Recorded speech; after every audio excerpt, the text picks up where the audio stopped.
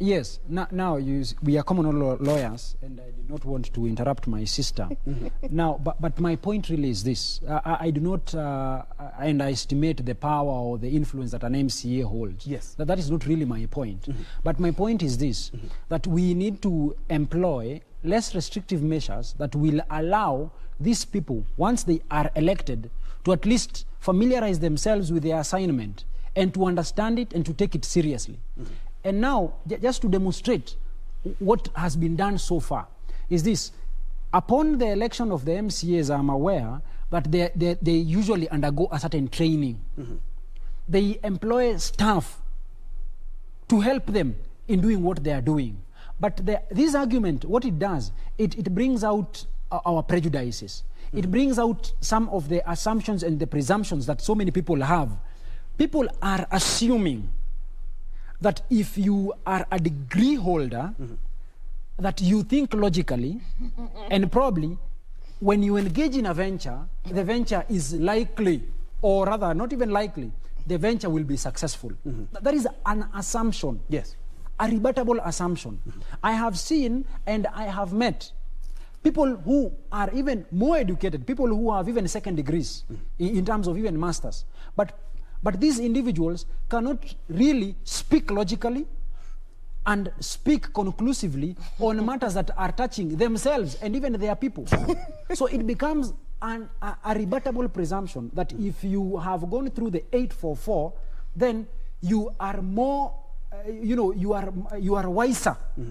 You are wiser than someone who has not had the advantage or who has not had the opportunity of going through that system. So really, even while we speak presently, it is wrong to assume that people who have degrees will make better leaders than people without degrees presently. But it does not mean that if you do not have a degree, that if you get a degree, that you will not be better placed to lead. Of course, getting that education, it widens your worldview. Perhaps if I was just still at the slums of Mathare where I was born and raised, probably we will not be having some of these, in-depth and very intimate, discussions that we are having here. Yes.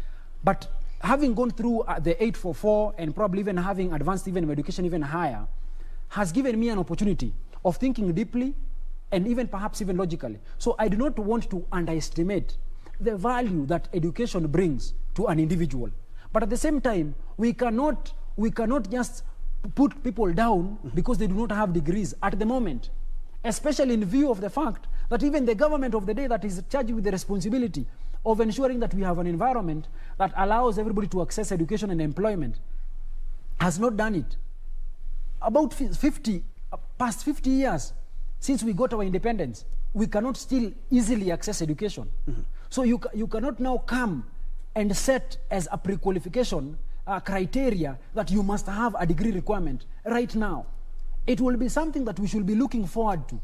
In the future? Yes, like our vision 2050. Yes. That moving forward, by the government setting in mechanisms and measures, giving people employment. People do not even have employment. People are losing employment because of the COVID-19 and so many other factors. Our borrowing rate is very high.